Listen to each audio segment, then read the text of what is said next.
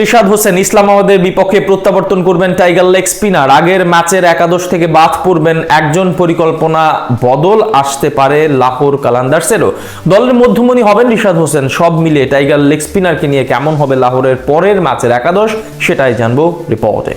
মুলতান সুলতানের বিপক্ষে গেল ম্যাচের একাদশে ছিলেন না রিশাদ হোসেন। নিজের প্রথম 4 ম্যাচে দুর্দান্ত পারফরমেন্স করা সত্ত্বেও বাদ পড়েন টাইগার লেগ স্পিনার। এই নিয়ে অবশ্য দেশের মিডিয়াগুলোতে আলোচনা হয়েছে অনেক, কিন্তু গাদ্দাফি স্টেডিয়ামের পেস বান্ধব উইকেটে এমন একটা সাহসী সিদ্ধান্ত নিতেই হতো লাহোর কালান্দার্স ফ্র্যাঞ্চাইজি, আর সেটাই নিয়েছে তারা। তবে এক ম্যাচ বিরতি দিয়ে ইসলামাবাদের বিপক্ষে লড়াইয়ে একাদশে ফিরতে পারেন রিশাদ হোসেন। সেখানেই বদল আসতে পারে পরিকল্পনার। জীবনে প্রথমবারের মতো বিদেশি কোনো ফ্র্যাঞ্চাইজি টুর্নামেন্ট খেলতে গিয়ে রীতিমতো তাক লাগিয়ে দিয়েছেন রিশাদ। তার বোলিং ভেলকি দেখে এখন মুগ্ধ পাকিস্তানের ক্রিকেট ভক্তরা।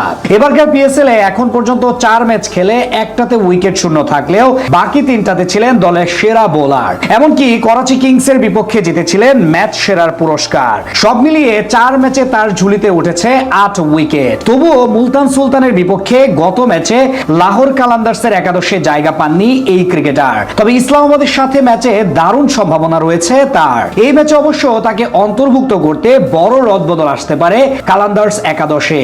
ওপেনিং পজিশনে যথারীতি ফকর জামান থাকলেও বাদ পড়ার ঝুঁকিতে আছেন মোহাম্মদ নাঈম। টুর্নামেন্টে এখন পর্যন্ত 5 ম্যাচ খেলে মাত্র 42 রান করেছেন এই তরুণ, গড় মাত্র 8.5। তাই তাকে বাদ দিয়ে বিকল্প সমাধান খুঁজতে পারে টিম ম্যানেজমেন্ট। সেক্ষেত্রে আরো একবার ওপেনিং এ প্রমোশন পেতে পারেন আসিফ আলী অথবা আব্দুল্লাহ শফিক। দলের মিডল অর্ডারে থাকবেন English wicket keeper batsman Sam billings এবং দুর্দান্ত ছন্দে থাকা ড্যারেল মিচেল। গত ম্যাচেও ব্যাট হাতে 38 বলে 64 রানের ইনিংস খেলে ম্যাচের সেরা পারফর্মার ছিলেন কিউই অলরাউন্ডার মিচেল। তাদের সাথে ব্যাটিং ইউনিটে আরো থাকবেন অলরাউন্ডার সিকান্দার রাজা।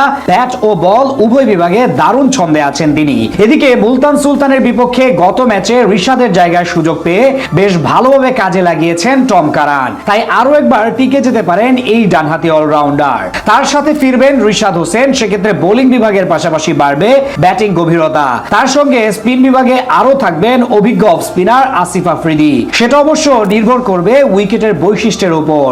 এছাড়া পেসার হিসেবে থাকবেন পাকিস্তানের 2 স্পিড স্টার শাহিন শাহ আফ্রিদি এবং হারিস রাউফ। অধিনায়ক শাহিন দুর্দান্ত ছন্দে থাকলেও এখন পর্যন্ত প্রত্যাশা অনুযায়ী পারফরমেন্স করতে পারেননি হারিস রাউফ। 6 ম্যাচে 10-এর উপরে ইকোনমি রেটে নিয়েছেন মোটে 5 উইকেট। সব মিলিয়ে বলা চলে ইসলামাবাদ ইউনাইটেডের বিপক্ষে আগামী 30 তারিখ নিজেদের সেরা একাদশ নিয়ে লড়াইয়ে নামবে লাহোর কালান্দার্স। এর আগে টুর্নামেন্টের প্রথম ম্যাচে মুখোমুখি হয়েছিল এই দুই দল। সেখানে অবশ্য 8 উইকেটের বড় জয় পেয়েছিল ইসলামাবাদ ইউনাইটেড।